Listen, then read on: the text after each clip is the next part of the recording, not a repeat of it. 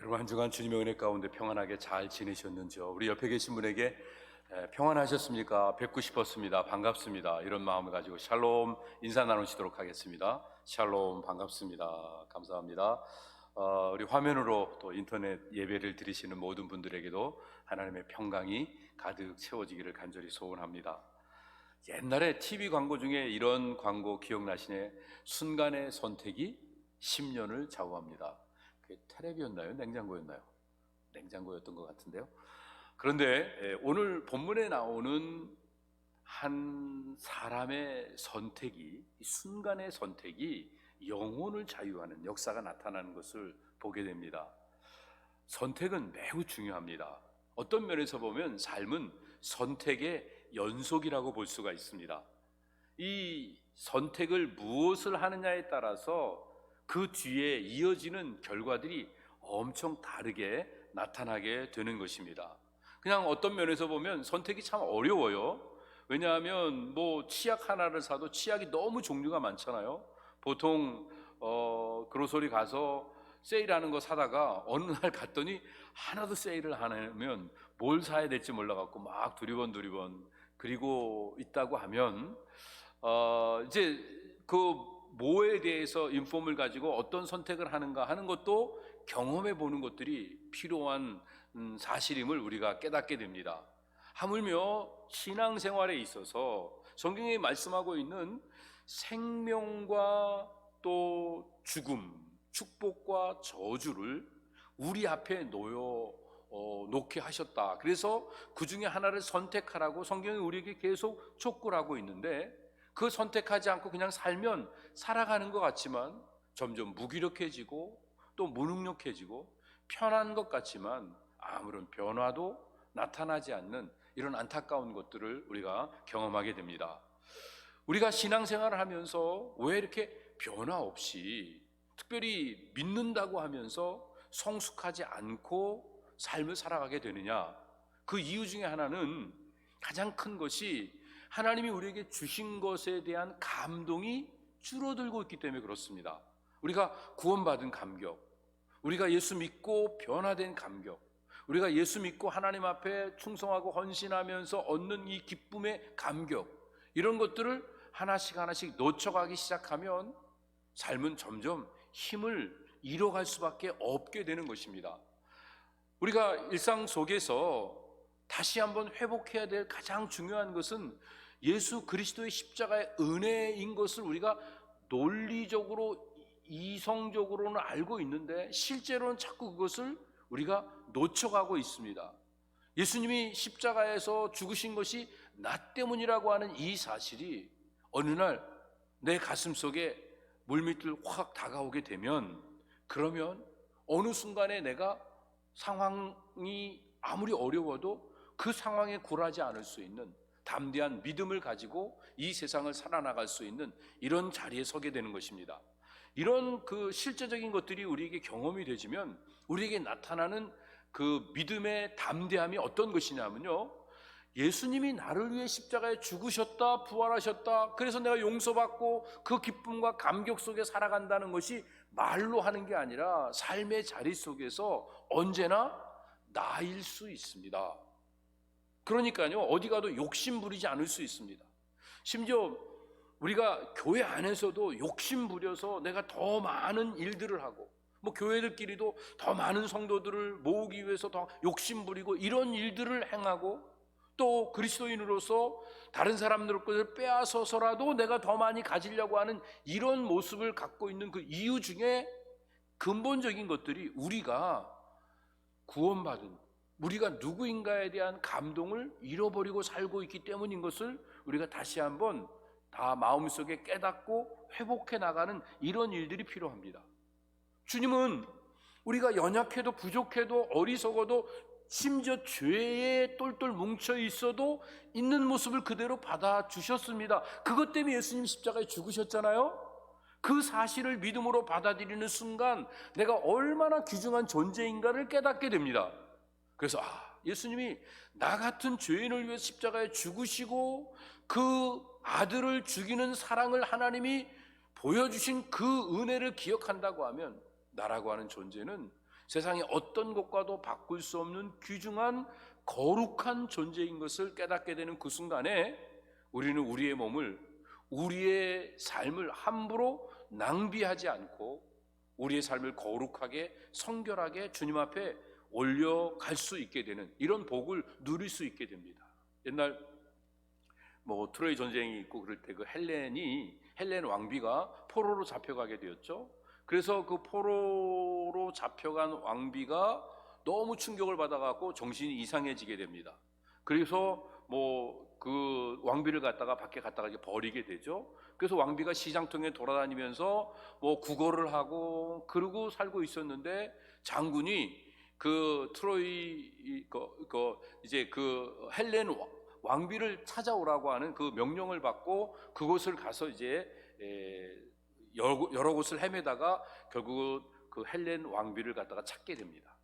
그랬을 때 그 헬렌 왕비를 붙잡고, 왕비님 이게 무슨 모습입니까? 이런 누더기 옷을 입고 왜 구걸을 하면서 먹고 있고 그러냐고 너무 속상해갖고 막 흔들면서 그 왕비에게 안타까움을 호소하게 되었을 때 순간 왕비가 정신이 돌아오게 됩니다. 그래서 정신을 차리게 되었을 때 첫 번째 한 그 말이 무엇이냐면, 무엄하다, 감히 누구의 몸에 손을 대고 있느냐.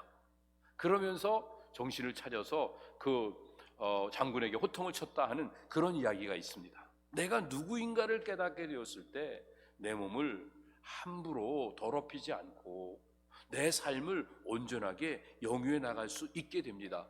그런데 그 일을 위해서 우리에게 필요한 것이 무엇이냐? 나를 존중해주는 사랑과 또 그 내 중요한 가치를 인정해주는 그 존중을 받는 그 자리에 있을 때 우리는 편안해질 수 있고 행복해질 수 있습니다. 그래서 하나님께서 우리에게 허락하신 1차적인 그 기관이 바로 가정입니다. 근데 가정이 아름답다고 하는 그 의미는요, 우리가 하나님 앞에 예배드리고 그리고 하나님 앞에 기도를 드리고 그리고 하나님 앞에 온전히 찬양을 드리는 이런 모습이 가정 안에 꽉 차 있는 것도 굉장히 중요한 부분이지만, 찬송 드리고 기도 드리고 난 다음에 가정에 있는 식구들이 서로 정죄하고 비난하고, 너는 왜 찬송 안 따라하냐, 너는 왜 기도가 그렇게 약하냐, 그러면서 서로 비난하는 자리에 있다고 하면 가정은 회복되지 않고 여전히 눌려 있게 됩니다. 어떤 모습이어도 어떤 부족한 자리에 있다 할지라도 가정에서는 용납되어집니다. 아이가 아무리 많은 실수를 해도 가정은 늘 그 아이를 편들어주고 아이를 세우기 위해서 온 힘을 다 기울여 갑니다. 그런 가정과 같은 교회를 이 땅에 하나님이 세우시기를 원하십니다. 그래서 그리스도의 몸이라고 교회를 표현을 했고, 하나님의 집이라고 그렇게 가정을 표현한 것을 성경 속에서 우리가 만나게 됩니다. 그런데 우리가 교회에 모여서 서로 비난하고 비교하고 그리고 비평하는 이런 일들을 계속적으로 한다고 하면 이 교회의 교회다움은 잃어버리게 됩니다.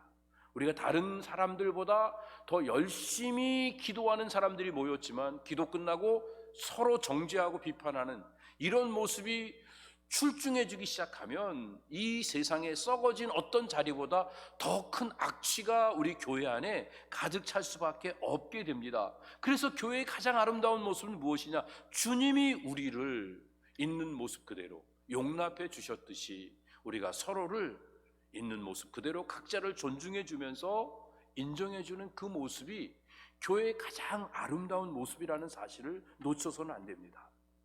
그 모형을 예수님께서 십자가 위에서 실제로 보여주신 것입니다. 모든 사람들이 정죄하고 비난하는 그 강도를 예수님은 그대로 수용해 주시고 함께 낙원에 있을 것이라고 약속을 주셨다는 사실을 오늘 본문을 통해서 우리가 도전을 받을 필요가 있습니다. 예수님은요, 이제 사형 언도를 받으시고 골고다 언덕길을 향해서 올라가시다가 너무 힘드니까 자꾸 쓰러지시는데, 그 비참한 모습, 처절한 모습 때문에 사람들의 동정심을 살까봐 이제 로마 군병들이 얼른 십자가 지는 일을 지나가던 구레네 시몬에게 맡겨버리게 되죠. 그래서 구레네 시몬이 그 십자가를 지고 골고다까지 올라갔습니다. 그리고 그곳에서 로마의 백부장이 사형을 빨리 집행하라고 지시를 하고 모든 로마 군병들이 그 일을 분주하게 움직이고 있습니다. 십자가를 땅바닥에 눕혀놓고, 그리고 예수님과 두 강도들을 십자가 위에 올려놓고 그 위에 양손을 갖다가 끈으로 묶고 뭐 그런 작업을 했을 겁니다. 그리고는 큰 못을 갖고 와서 망치와 함께 같이 양손에다가 못을 박고, 그리고 발에다가 못을 박는 이런 일을 했습니다. 얼마나 그 고통이 심했겠습니까? 아마 이 뭐 뼈가 안 단다고 보장이 어떻게, 뼈가 안 닿아도 또 얼마나 아프겠습니까? 그리고는 그 십자가를 세웠을 겁니다. 그 세우는 과정에서도 힘들었을 거고요. 막 똑바로 그냥 뭐 살살 했겠습니까? 막 하니까 그게 이리저리 움직이면서 얼마나 그 무게 때문에 몸이 밑으로 중력으로 인해서 끌어당기니까 그 못 박힌 자죽이 얼마나 힘들고 피가 많이 나고 고통이 심했겠는가. 그런데도 그 주변에 있는 사람이 모든 욕설과 모욕을 주는데도 예수님은 아무 말씀도 안 하시고 아무런 행동도 취하지 않으시고 묵묵히 그 일을 당하십니다. 오늘 본문에 있는 말씀 볼게요. 또 다른 두 행악자도 사형을 받게 되어 예수와 함께 끌려가니라. 해골이라는 곳에 이르러 거기서 예수를 십자가에 못 박고 두 행악자도 그렇게 하니 하나는 우편에 하나는 좌편에 있더라. 이 십자가의 형벌은 너무 극악무도하기 때문에 로마 시민들에게는 금했던 형벌입니다. 너무 심하니까. 이 로마 시민권 가진 사람은 이렇게 벌을 줄 필요가 없다, 이렇게 이야기를 했던 겁니다. 그리고 아무리 극악무도한 짓을 했어도 반역의 죄를 졌다든지 아니면 또 뭐 아주 흉악범 중에서 너무 뭐 많은 죄를 저질렀다든지 그런 사람들만 그 표본으로 한 사람씩 끌어내서 처형을 하는 그런 형이 바로 십자가 형이었던 것입니다. 그런데 그 십자가 형틀에서 죽어가시는 그 가운데 예수님께서는요, 고요히 하나님 앞에 기도를 올려드립니다. 아버지요, 저들을 사하여 주시옵소서. 예수님 옆에 양쪽에 두 강도들이 매달려 있습니다. 함께 고통을 당하고 울부짖고 있습니다. 그런데 예수님의 울부짖는 소리는 악을 쓰고 아프다고 억울하다고 이야기를 하는 그런 호소가 아니라 자기를 향해서 못질하고 욕하고 채찍질했고 옷을 벗겨서 수치심을 갖게 만들었고 지금도 침뱉고 조롱하고 있는 그들을 향해서 예수님께서 아버지요, 저들을 용서하여 주시옵소서. 하늘 향해서 기도하는 그 모습을 양쪽에 있는 강도는 보게 되었습니다. 도저히 용서할 수 없는 사람들을 용서하고 있는 그 예수님의 모습, 그것을 바라보는 두 사람의 모습은 어떠했을까요? 똑같은 것을 똑같은 시간에 보고 있지만 두 사람의 반응은 달랐습니다. 아니, 그 밑에 있는 그 회중들과 로마 군병들의 모습도 달랐습니다. 예수님의 그런 모습을 보면서도 여전히 예수님을 향해서 욕하고 손가락질하고 악한 말과 악한 행동을 서슴없이 계속하고 있는 이런 상황이 펼쳐지고 있습니다. 34절 보세요. 저희가 그의 옷을 나눠 제비 뽑을새 백성은 서서 구경하여 관원들도 비웃어 가로되 저가 남을 구원하였으되 만일 하나님의 택하신 자 그리스도이든 자기도 구원할지어다 하고 군병들도 희롱하면서 나와 신포도주를 주며 가로되 내가 만일 유대인의 왕이어든 내가 너를 구원하라. 그의 위에 이는 유대인의 왕이라 쓴 패가 있더라. 모든 것들이 그 예수님의 모습에 주목하지 못하고 예수님을 향해서 조롱하고 비난하고 심지어 그 위에 걸려있는 패까지 예수님을 조롱하고 모욕하는 이런 문구가 써 있는 것을 보게 됩니다. 예수님은 그 자리에서 어떤 모습이든지 탈출하실 수 있는 능력이 충분히 있는 분이심에도 불구하고 그 모든 저주를, 그 모든 형벌을 다 몸소 당하셨습니다. 이유는 한 가지입니다. 온 인류를 구원하시기 위해서 예수님은 친히 그 모든 것들을 다 담당하셨습니다. 그리고 그 악행을 저지르는 사람들을 불쌍히 여기시며 저들을 용서하시고 사랑을 베푸시는 모습을 보여주십니다. 그 예수님의 사랑을 받아들이는 사람은 구원이 임하게 되는데, 그 예수님의 사랑을 거절하고 부인하고 조롱하는 자들에게는 저주가 임하게 돼서 결국은 멸망의 자리에 이른다고 하는 사실을 우리는 깨달아야 됩니다. 그런데 그 사실을 그 자리에 있는 사람들은 한편에 있는 강도 외에는 모르고 그냥 다 지나가고 있습니다. 예수님이 십자가의 저주를 받는 모습이 너무 통쾌하고 너무 우습게 보이고, 그래서 함부로 조롱하고 있는 이 모습을 봅니다. 그러나 한 사람은 그의 저주가, 그가 받는 그 고통이 나의 구원이고 나의 기쁨이 된다는 사실을 믿음으로 바라보면서 예수님 앞에 나아왔던 것입니다. 누구든지 예수님의 사랑을 받아들이면 그 다음에 우리가 해야 될 일이 무엇이냐 하면 용서하는 자가 되어야 됩니다. 내가 하나님을 사랑한다고 하면서 그 사랑을 가지고 누군가를 미워하고 살고 있다고 하면 내 안에 있는 사랑은 진짜 사랑이 아닌 것이고, 내가 하나님의 용서를 받았다고 하면서 누군가를 용서하지 않고 여전히 정죄하고 비난한다고 하면 내가 용서받은 그 기쁨과 감격을 온전히 누리고 있는 것이 아닌 것입니다. 그래서 그 사실을 깨닫게 해주시기 위해서 예수님은 1만 달란트 비유를 우리에게 전해주시면서 이 작은 100다나리온에 되는 돈을 또 탕감해 주지 못하고 그것을 갚으라고 독촉하고 있는 그 사람을 향해서 너희가 각각 마음으로 중심으로 형제를 용서하지 않으면 아버지께서 또 나도 너희를 용서하지 않는다 라는 그 말씀을 우리에게 주셨던 것입니다.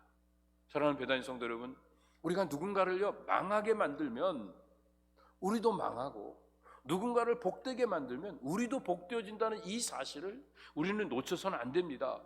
누군가 우리가 용서를 베풀 때 우리 안에 기쁨이 솟게 되고, 또 더 나아가서 평안이 주어지게 되고 성령의 역사하심이 우리 안에 함께하게 되니까 우리의 삶이 점점 아름다워지기 시작합니다. 자연스러워지기 시작합니다. 사람들의 주목을 받기 시작합니다.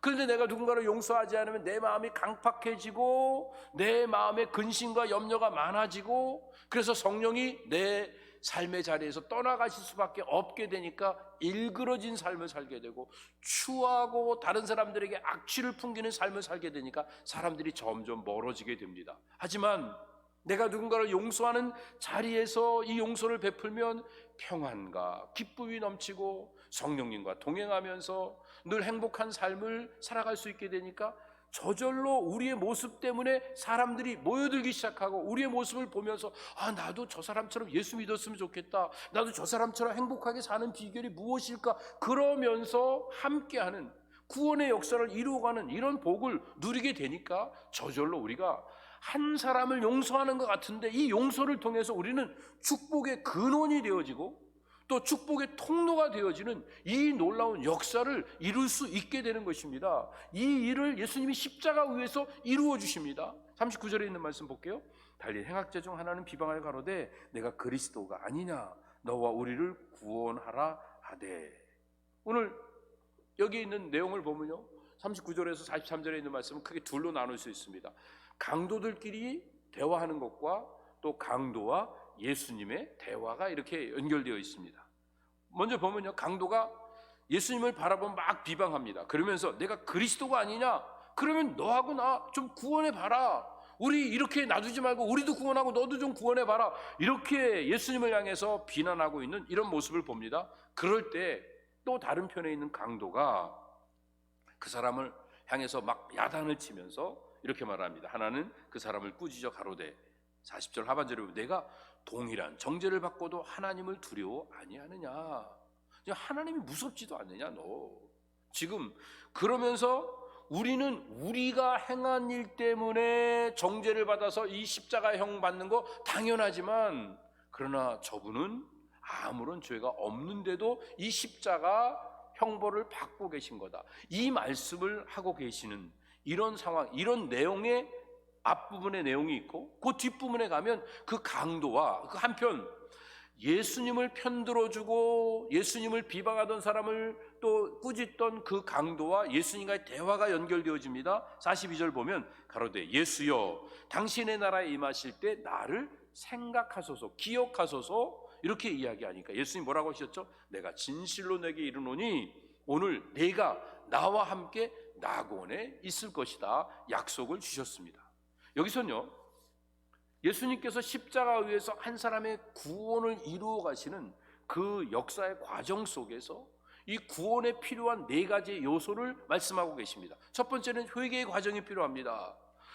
이 한편 강도가 뭐라 그랬죠? 우리는 우리 행한 일에 대한 상당한 보응을 받습니다. 자기 죄를 인정하는 거예요. 그리고 회개하는 겁니다. 두 번째는 예수님을 뭐라고 불러요? 예수님을 예수라고 부릅니다.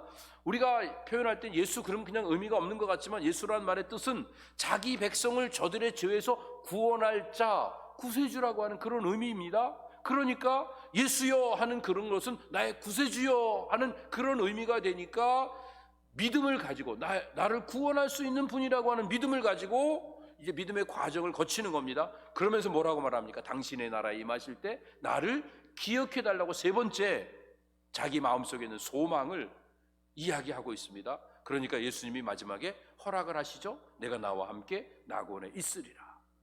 구원에 대한 확신을 마음속으로 가질 수 있게 됩니다. 회개와 믿음과 소망과 이 허락, 이것으로 인한 확신, 그래서 한 영혼이 구원받는 역사가 십자가 위에서 나타나게 되었습니다. 사랑하는 성도 여러분, 우리는 사실은 이 땅에서 살고 있는 사람들로서 어떤 면에서 보면 예수님 양편에 있는 강도와 같은 사람들입니다. 난 강도짓 안 했는데, 그런데 이 강도 짓을 해서 십자가에 죽어가는 사람들처럼 우리는 세상에 죄악에 쩌들어서 마땅히 죽을 수밖에 없는 자들입니다. 이렇게 죽어가고 있는 자들입니다. 그런데 가운데 예수님이 계신 것처럼 우리에게 복음이 놓여져 있습니다.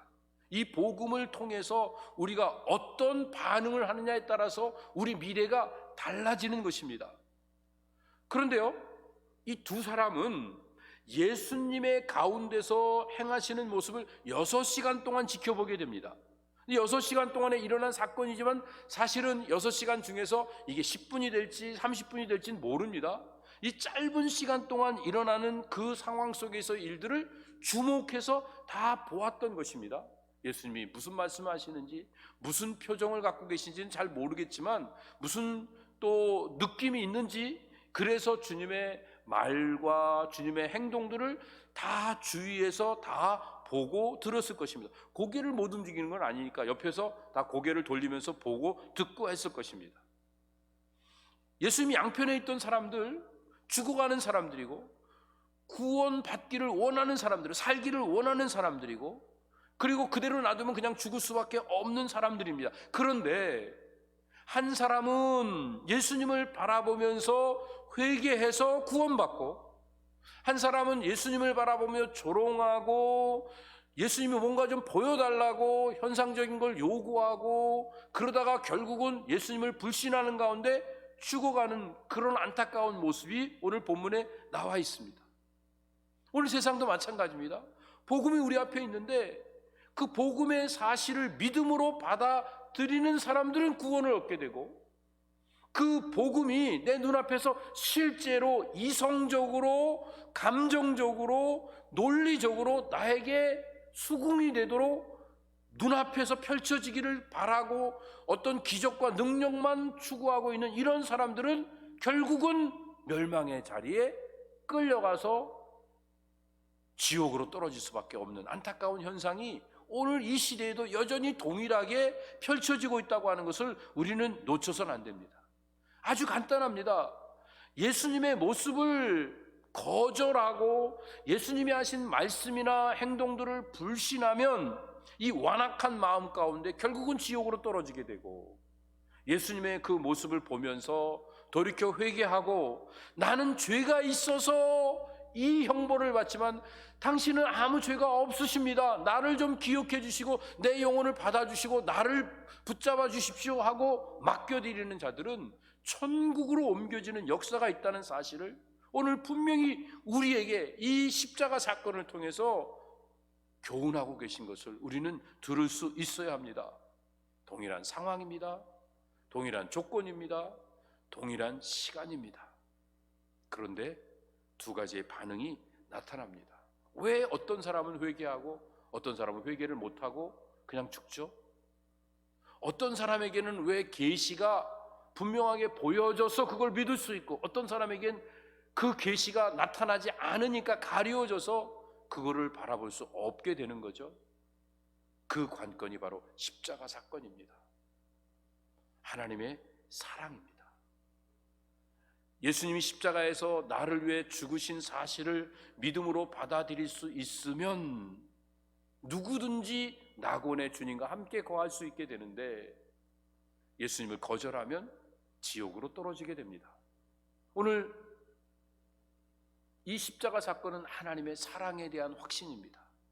하나님이 나를 사랑하셔서 나 같은 죄인을 위해 아들을 십자가에 내어주셨다고 하는 사실을 믿음으로 받아들이면 영원한 천국의 복락을 누릴 수 있게 되는 것이고, 또 성령이 지금 감동하셔서 내가 죄인임을 깨닫고 회개하며 하나님의 도우심을 간구하도록 감동하시는 그 성령님의 역사하심에 순종해서 나를 깨트리면 오늘도 하나님의 은혜 속에 새로운 인생의 길을 걸어가게 되는 것인데, 오늘 그 길을 외면하고 눈에 보이는 것, 내가 느끼고 내가 판단할 수 있는 내 삶에 경험되어진 것만 주장하면서 삶을 내가 원하는 대로 선택하며 살아가려고 하는 이 삶은, 이런 삶을 사는 자들은 결국은 멸망의 자리에 떨어질 수밖에 없다는 것을 성경은 분명히 말씀하고 계십니다.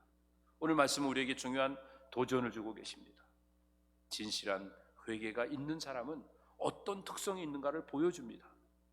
주님을 모욕하는 그 모습을 듣게 되었을 때 거북해서 견딜 수가 없어서 주님을 모욕하는 그 강도를 향해서 야단을 치고, 그리고 예수님 편이 되어지는 이 모습을 봅니다. 내가 동일한 정죄를 받고도 하나님을 두려워 아니하느냐 하면서 그를 혼내고 있습니다.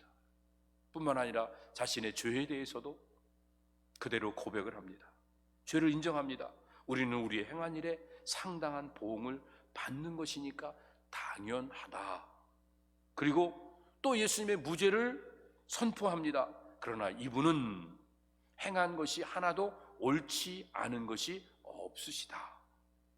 이 사실을 믿었기 때문에 그는요, 당신이 당신의 나라에 가실 때 나를 좀 기억해 달라고 나의 영혼을 맡길 수 있는 이런 모습을 가집니다. 이것이 진실한 회개의 모습입니다. 우리가 진실한 회개를 하나님 앞에 드렸다고 하면 내가 죄인인 것을 고백해야 합니다.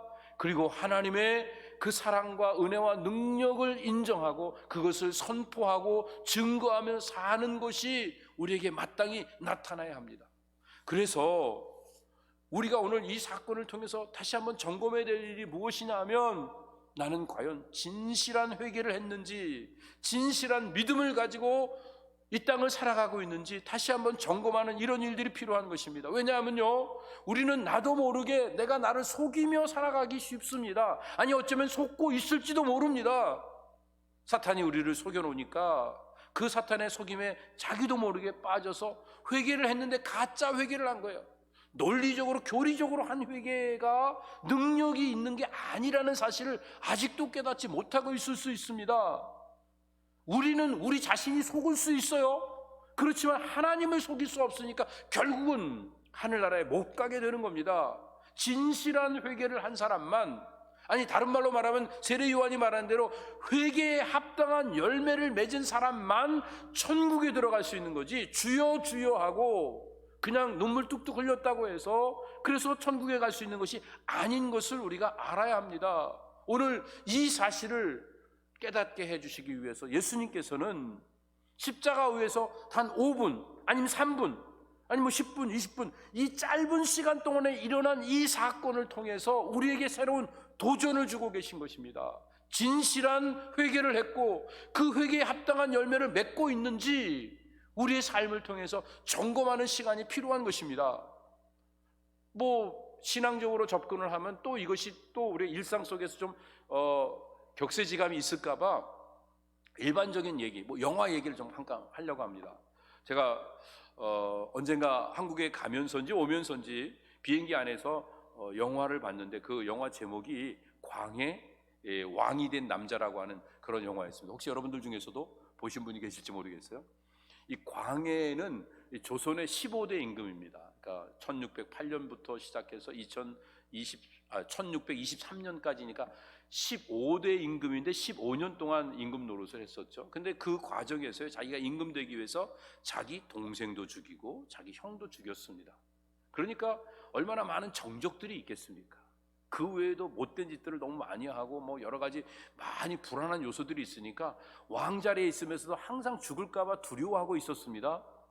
그러니까 거기에 있던 도승지가, 허균이라고 하는 도승지가 왕에게 좋은 묘책을 냅니다. 왕과 비슷한 사람을 세워갖고 왕 대역할 사람을 만들어 놓으면 혹시 죽어도 그 사람이 죽으니까 왕의 생명을 보존할 수 있으니까 그렇게 하자고 해서, 그럼 도승지에게 그럴 적절한 사람을 찾아오라고 합니다. 돌아다니다가 누구를 만나게 되면 광대 노릇을 하고 있는 이 하선이라고 하는 사람을 찾아오게 됩니다. 그래서 하선이 임금의 대역을 하게 되죠. 처음에는 너무 어색해서 금방 티가 날 것 같았는데 광대 노릇하던 사람이니까 쉽게 흉내내고 그러면서 임금 노릇을 제법 하고, 이 광해군은 폭군으로 막 성격이 괴팍한데 좀 따뜻한 면도 보여주고 하니까 사람들에게 인기도 조금씩 올라가고 있는 것 같습니다. 그러던 중에 그 궁녀로 있었던 사월이라고 하는 그 조그만 아이가 있는데, 그 아이가 시중을 드는 중에 관심을 보이고 그 이야기를 들어줍니다. 그러니까 막 왕이 물어보니까 막 이야기를 하면서 하소연을 하게 됩니다. 자기가 얼마나 억울한 삶을 살았는지, 자기 가족이 얼마나 큰 피해를 입었는지, 이 가족과 헤어지게 됐는지 그 이야기를 듣고 나서 하선이 약속을 합니다. 내가 반드시 너의 가족을 찾아줄 거다. 왕이 그렇게 말씀을 하시니까 너무 감동을 받았습니다. 왕이 내 얘기를 들어주는 것도 감동인데 자기 가족까지 찾아주겠다고 하니까 감동을 받게 되는 겁니다. 이제 그러던 중에 왕이 또 생활하는데 누군가가 왕을 독살하기 위해서 음식에다가 독약을 타게 됩니다. 그걸 이 사월이가 알게 됐어요. 그래서 사월이가 이걸 먹으면 왕이 죽게 되고 이거를 독이 들어간 걸 알리면 자기가 죽게 되니까 어떻게 막 어쩔 줄 모르다가 자기가 그냥 그거를 먹기로 했죠. 그걸 먹습니다. 그러니까 막 죽어가게 되죠. 이제 그러던 중에 그 호위무사 중에, 왕의 호위무사 중에 이 하선의 행동을 보면서 너무 이상한 행동을 발견하게 돼서 이건 왕이 아니다. 그래서 가만히 보니까 진짜 왕이 아닌 거예요. 그래갖고 칼을 빼서 너 누구냐고 죽이려고 합니다. 그러니까 그때 중전이 나서 갖고 이러이러한 사정으로 이 사람이 왕 노릇을 하고 있다고 해갖고 살아나게 됩니다. 그러니까 너무 부끄럽고 왕을 죽이려고 했으니까 그럼 당연히 죽을 거 아니니까 자기가 처형당하기 전에 죽겠다고 자결을 시도합니다. 근데 그때 하선이 나서 갖고 말리면서 위로해 줍니다. 그거 가지고 왜 죽으려고 그러냐? 살아라. 살아 있어야 팥죽도 맛있는 거다. 먹고 맛있는 팥죽도 먹을 수 있는 거다. 그러면서 살아나라. 살아고 그러면서 이제부터는 네가 이 칼을 나를 위해서만 써라. 이제 그렇게 이야기를 하게 되죠. 그래서 이제 살아나게 되고 감동을 받게 됐습니다. 그랬는데 어느 날 보니까 이 사월이가 독약을 먹고 죽어가는데 그때 이 하선 가짜 임금이 하선이를 그 사월이를 안고 그냥 버선발로 막 달려가는 겁니다. 그걸 보면 왕이 아니 하녀 하나 죽는 거, 궁녀 하나 죽는 게 그 뭐 대단한 일이라고 그거를 신경 쓰는지, 그래서 그거를 안고 달려가는 그 모습을 보는 순간에 이 호위무사가 내가 저런 사람을 위해서 내 목숨을 바쳐도 아깝지 않다. 내가 참 선택을 잘했구나. 나는 저 하선을 위해서 죽으리라. 이렇게 생각하고 하선을 보호하다가 나중에 이제 죽게 됩니다. 이런 과정에서 하선이라고 하는 사람은 정말 왕 노릇하다 보니까 왕이 되고 싶은 거예요. 그래서 왕이 되고 싶다고 이야기합니다. 그러면서 그가 이런 얘기를 하죠. 만약에 내가 왕이 되어야 되는데 내가 살기 위해서 누군가를 죽여야 되는 그런 왕이 된다고 하면 나는 그런 왕은 사양하겠소. 왕이 진짜 되고 싶지만 누군가를 죽이면서까지 왕 노릇하고 싶지 않다고 이야기를 하게 됩니다. 여기서 이제 우리가 받을 수 있는 교훈은요, 작은 관심과 배려가 감동을 주고, 그리고 정말 말할 수 없는 높은 지위에 있는 사람이 감동 어린 행동이 아니라 자기를 희생하면서 아낌없이 나를 위해 주는 이 사건이 내 앞에 딱 닥치게 되고 내 가슴에 부닥치게 되었을 때, 그때 감격이 울컥 일어나며 내가 저를 위해서 죽을 수 있다. 사울이나 이 호위무사가 이 가짜 임금인 하손을 위해서 죽을 수 있다고 하는 이 감격이 확 결단이 올라올 수 있었던 그 모습을 한번 상상해 볼 필요가 있습니다. 오늘 우리가 주님이 나를 위해 죽으셨어요. 일반적으로 들을 땐 감동이 될 수 있어요. 근데 어느 순간에 그 자리 내가 죽어야 되는데 주님이 대신 죽으신 그 사건으로 어느 날 내 가슴속에 물밀듯 다가와서 나를 감격시킬 때 어떻게 가만히 있을 수 있겠습니까? 주님이 나를 사랑하셨는데 그 사랑을 내가 믿고 있다고 하면 사랑할 수 없는 사람을 당연히 사랑할 수 있죠. 주님이 나 같은 죄인을 용서하시기 위해 십자가에 죽으셨는데 내가 용서할 수 없는 사람이라고 용서 못하고 그냥 넘어가는 게 아니라 그를 용서할 수 있는 힘이 생기게 되죠. 그 사랑과 그 용서가 내게 감격으로 다가오니까 당연히 그 일을 할 수 있는 겁니다. 그런데 만약에 용서하지 않으면 우리의 인격이, 우리의 신앙이 파괴되어질 수밖에 없게 됩니다. 용서는요, 용서한 사람도 마음의 평안을 얻고 기쁨을 얻고 용서받은 사람도 감격을 얻을 수 있는 것입니다. 그런데 이 세상에 쩌들어 사는 사람은 세상에서는요, 어떻게 하든 성공해야 되잖아요. 어떻게 하든 나 잘 돼야 되잖아요. 그런데 누군가를 용서해 줘봐요. 그럼 그 사람들 습관적으로 잘못할 거 아니에요. 또 잘못을 계속 반복하면 내 성공에 장애가 되니까 용서라고 하는 단어 자체가 없어져야지만 내가 살아남을 수 있다고 생각하게 됩니다. 그러나 가정을 생각해 보세요. 가정의 식구는요, 아무리 많이 잘못을 저지러도 용서를 해줍니다. 아니, 우리 몸을 생각해 보세요. 몸이 한쪽이 맨날 실수를 해요. 왼손은 맨날 실수를 해요. 근데 그 실수가 6번, 7번이 아니라 100번, 1000번, 10,000번이 돼도 계속 용서하고 함께 갈 수밖에 없는 게 이게 한 몸입니다. 한 가정입니다. 오늘 예수님께서 우리에게 7번 용서하냐고 물으신 그 베드로에게 7번씩 70번이라도 용서하라고 말씀하신 것은 횟수를 말씀하신 게 아닙니다.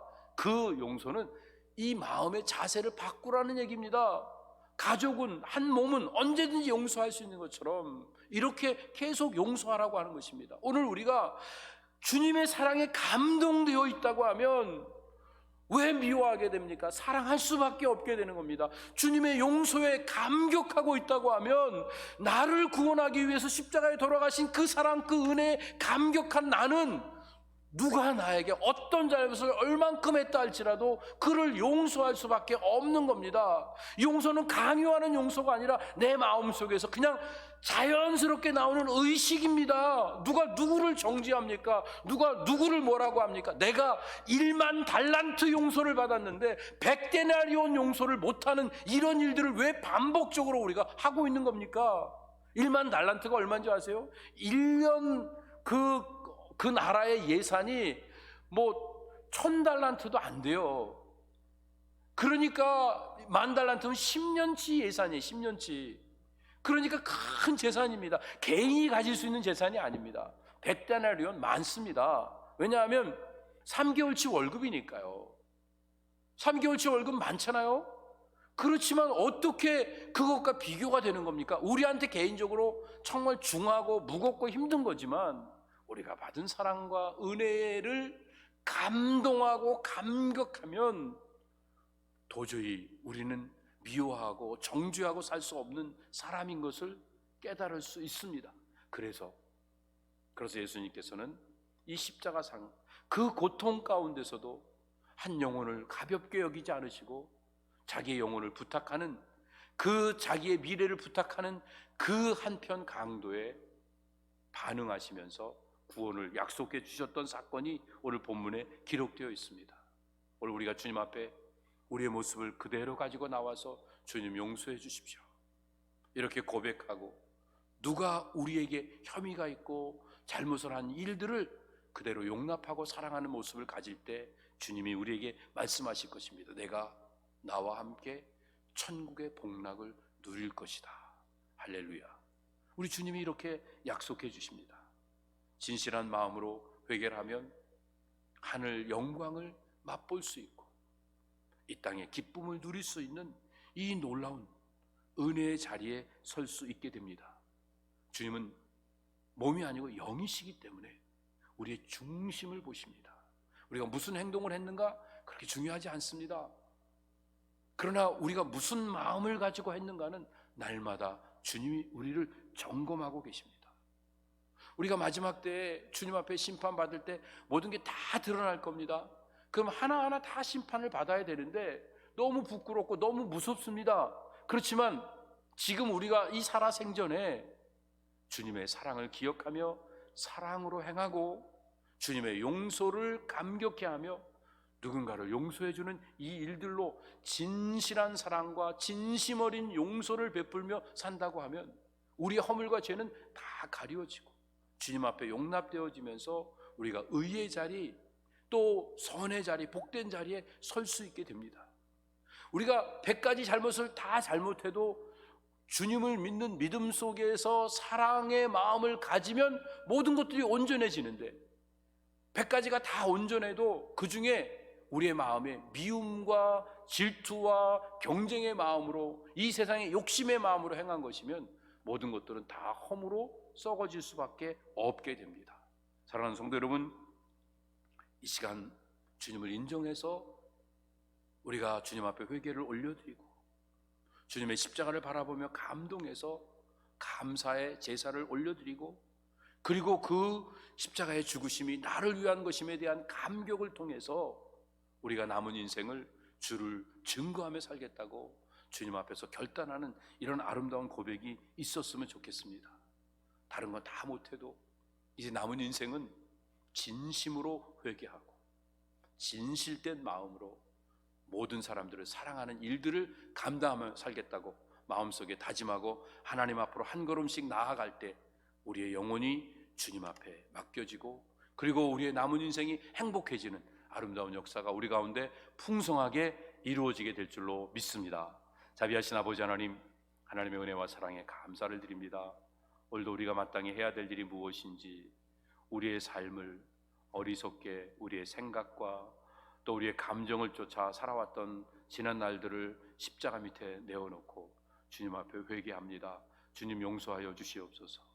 주님의 십자가의 사랑, 그 은혜를 기억하면서 우리가 모든 사람들을 사랑하게 하시고 또 그 주님의 용서받은 기쁨과 감격 때문에 모든 사람을 용서하고 용납하는 아름다운 믿음의 길, 십자가의 길을 걸어갈 수 있는 배단이 모든 성도들 다 될 수 있도록 오늘 말씀을 들은 주의 백성들 그리고 우리와 함께하는 모든 지체들에게 성령과 지혜로 충만한 은혜를 부어 주시옵소서. 감사하며 예수님의 이름으로 기도드립니다. 아멘.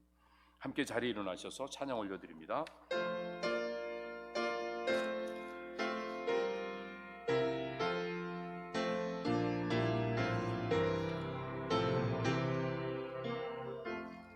주 예수님 내 맘에 오사 날 붙들어 주시고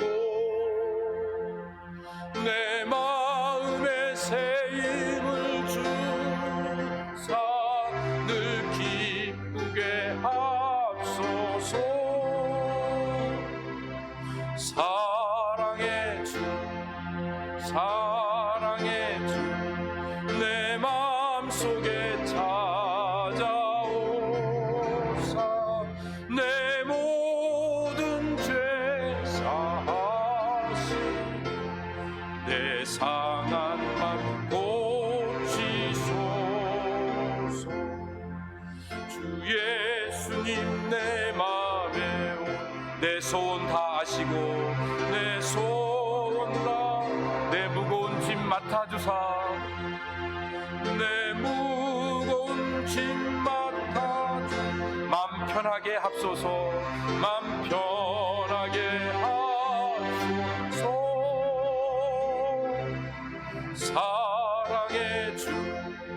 사랑의 주 내 마음속에 찾아오사 내 모든 죄 사하시고 내 상한 맘 고치소. 3절 우리 형제님들 하십니다.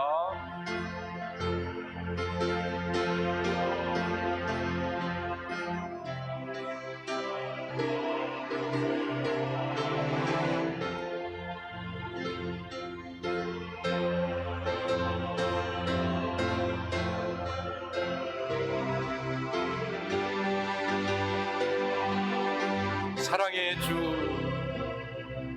사랑의 주 사랑의 주 내 마음속에 찾아오사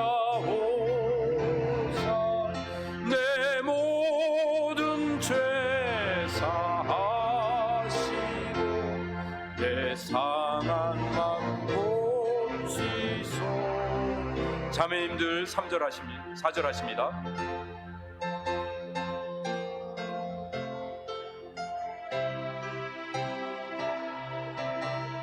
이 세상을 심판할 때에 날 흠없게 합소서.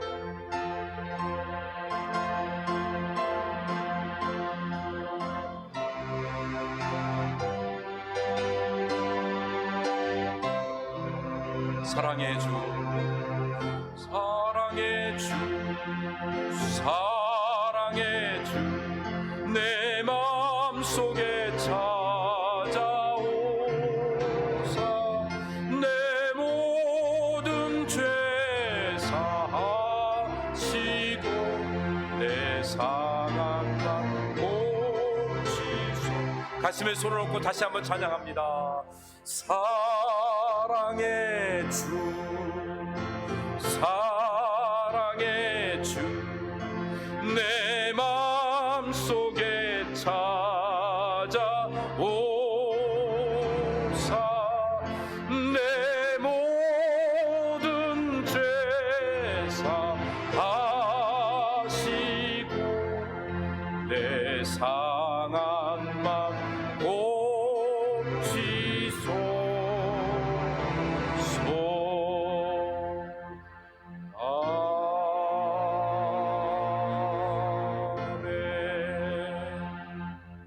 이제는 우리 주 예수 그리스도의 은혜와 아버지 하나님의 영원 무한하신 사랑하심과 성령님의 감화 감동 교통 인도 위로 새롭게 변화시켜 주시는 놀라운 역사하심이 예수님 옆에 있던 강도들 같이 죄악으로 죽어갈 수밖에 없는 자리에 있지만 예수님 십자가에서 참된 사랑과 용서를 보여주시고 주님 앞에 나오는 자를 구원하시고 천국으로 인도하셨던 사건을 기억하면서 우리 앞에 놓여있는 복음으로 인하여 주 예수를 믿으면 구원받고 우리 집이 영원한 천국의 소망을 가지고 살 수 있다고 하는 이 확신을 가지며 나의 있는 모습을 그대로 받아주시고 용납해 주신 그 사랑에 감격해서 나도 가정 안에서 교회 안에서 연약하고 부족한 사람들을 사랑으로 품어주고 용서하는 이 삶을 살아서 주님이 나를 구원하신 것처럼 나도 많은 영혼을 구원하는 그 자리에서 쓰임받는 십자가의 길을 묵묵히 걸어가기를 원해서 주님 앞에 머리 숙여 내 마음속에 오셔서 나를 다스려 달라고 주 앞에 간절히 소원하는 주의 백성들 머리머리 위에 저들의 가정 위에 산업 위에 온 교회 위에 이제로부터 영원토록 함께 있을지어다. 아멘.